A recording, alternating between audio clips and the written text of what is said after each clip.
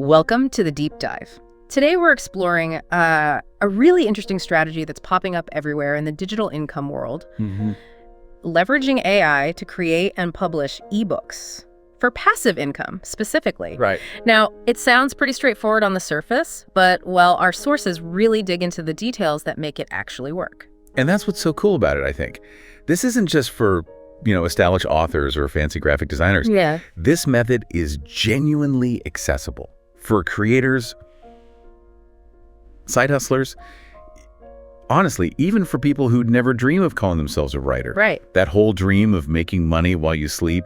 Our deep dive really shows how mixing specific tools with smart strategies can make that, well, pretty real. Okay, so with all the new flashy content formats out there, the big question right off the bat is, why ebooks? Are they still, relevant in 2025? Absolutely. Still incredibly relevant. The data we looked at paints a really clear picture. Okay. The global ebook market, it's blown past $20 billion. Wow. And if you just zero in on the US, over 191 million ebooks sold in 2024 alone. That's huge. It is. Yeah. And the advantages are just compelling. I mean, think about it. Super low production costs. Distribution is incredibly easy now, globally even. Right. And the big one, the potential to generate income for you long after you did publish, is a real digital asset. That long-term income idea is definitely attractive. But, for so many people, the old hurdles to publishing, needing an agent, being a design pro, they felt, well, impossible to clear.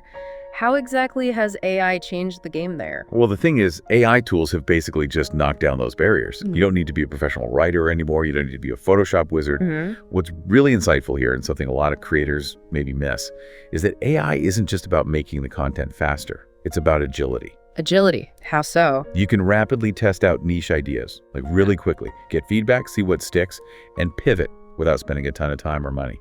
That was a massive roadblock before. Okay, that makes sense. Less risk involved in trying something new. Exactly. And there's just huge demand for all sorts of ebooks. Seriously. Yeah. Self-help guides, super niche cookbooks, kids stories, even things like AI prompt libraries. Prompt libraries. Interesting. Yeah. The key, like our sources kept saying, is delivering actual value and, well, executing it properly. And AI just gives you that power, that leverage. Right. So the barrier is lower, the testing is faster. Okay, so if we're building this AI-powered ebook machine, what's in the essential toolkit? What do we absolutely need? Okay, toolkit. First up, no surprise, ChatGPT. Right. The writing assistant. Exactly. But here's the trick our sources highlighted. Don't just ask it to write about X. Give it a persona. Ah, okay. Like what? Like, act as a certified nutritionist specializing in vegan diets. Yeah. Draft a chapter outline for, that sort of thing. It makes the output much better for outlines, full chapters, summaries, intros, conclusions, even marketing blurbs. That's a great tip. Giving it a role. Okay, so ChatGPT handles the words. What about making it look good?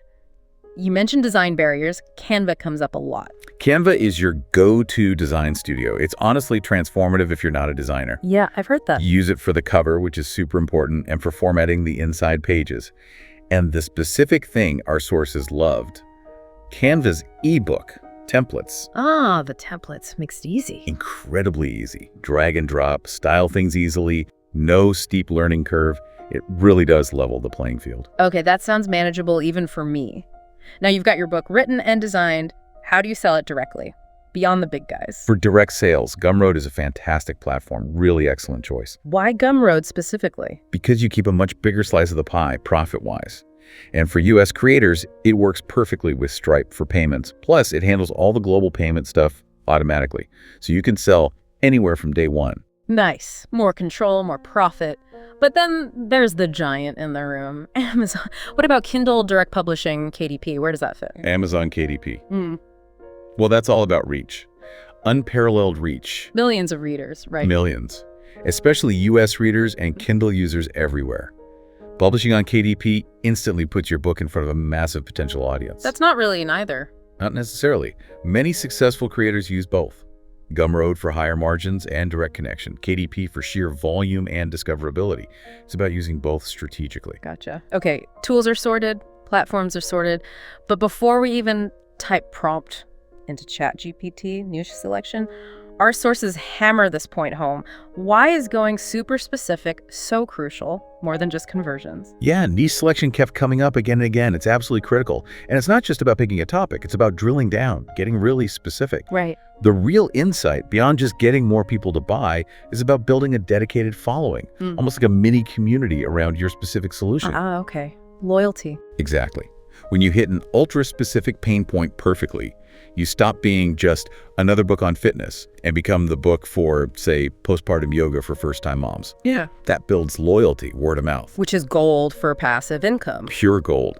Organic buzz you can't easily buy. Okay, I get the ultra-specific idea. Like, instead of fitness tips, it's 15-minute dumbbell workouts for busy moms over 40. That example was quite clear. But isn't there a danger of going too narrow? Limiting your audience too much? That's a fair question. Okay. Finding the sweet spot is key. You're looking for that intersection of passion, something you know or care about, and demonstrable demand. How do you find that demand? You look for a group with a very clear problem or a strong desire, but where there aren't already a million perfect solutions. Think specific journals and planners like an anxiety journal specifically for college students, or a productivity planner for freelance writers. Okay. Or super niche guides, training your beagle puppy not to howl, that kind of thing. Yeah, very specific problem. Exactly. Or those AI prompt libraries we mentioned, ChatGPT prompts for real estate agents. Even kids' bedtime stories, if they target a specific theme or age group that's underserved. Okay, so specificity builds loyalty and targets unmet needs. Makes sense. Now, this 7-day blueprint our sources laid out. That sounds almost too good to be true. From idea to potential income in a week. Well, it's intense, but it's doable. It's a focused sprint. Okay, break it down for us. Day 1 is niche research. How are people doing this effectively? Day 1 is detective work. You're diving into Google Trends to see what's spiking. You're typing potential keywords into the Amazon search bar and seeing what auto-completes. Good trick. Yeah, and scouring Reddit forums, subreddits related to potential niches, see what questions people are actually asking, what problems they're complaining about. That's where you find those little gold nuggets, those micro niches. Okay, makes sense. Day 2 is outlining with ChatGPT. You mentioned prompts earlier. Give us another solid example for an outline. Sure. A good one might be, create a comprehensive 10-chapter outline for an ebook titled Mastering Remote Work Communication for Introverts in 2025. Focus on actionable tips for video calls, Slack etiquette, and email clarity. Nice and specific. Okay, days 3 and 4 are for writing, using ChatGPT chapter by chapter. But you stress the human element. Absolutely critical. This is not just copy-paste. You generate the draft chapter with ChatGPT, yes, but then you must go in and manually refine it. What does that refining look like? You're checking the tone. Does it sound like you? You're adding personal anecdotes or specific examples. You're ensuring it flows well, it's accurate, and it genuinely sounds authentic. That human touch is non-negotiable. Got it. Human refinement. Day 5 is design in Canva. What's the focus here to make it look pro? Keep it clean and readable. Use those ebook or maybe A4 templates as a starting point. Don't clutter the pages. Add some nice visuals, photos, icons to break up the text. Use call-out boxes for key takeaways. And please make sure the page numbers are clear. Simple, but effective. Okay, day 6. Upload day. Gumroad, KDP, maybe both. Pricing and discoverability seem key here. Definitely. Pricing needs thought. Maybe say $9.99 on Gumroad where you keep more, but maybe $2.99 or $3.99 on KDP to encourage impulse buys and volume. And discoverability. Keywords. Crucial. Think like your reader. What terms would they search for on Amazon or Google to find a book like yours? Use those as keywords, put them in your title, subtitle, description, and the back-end tag. Right. Think like the searcher. And finally, day 7, launch and promote. How do you get eyeballs on it without spending a fortune? You gotta leverage free channels, post about it on X, share useful snippets, find relevant Reddit communities, check their rules first. Maybe write a related article on Medium linking to your book. What about video? Definitely. Create a short reel or TikTok showing the cover, maybe flipping through a few pages, talking about who it's for. Visuals grab attention. Any tricks for KDP launch? Yeah, a common tactic is to run a KDP free book promotion for a few days right at launch. You won't make money during the free days, but it can rocket your book up the charts and, crucially, help you get those first few reviews. Social proof. Those reviews matter. They matter a lot. Okay, this blueprint is really practical. Now, do we have actual examples of people doing this successfully? We do.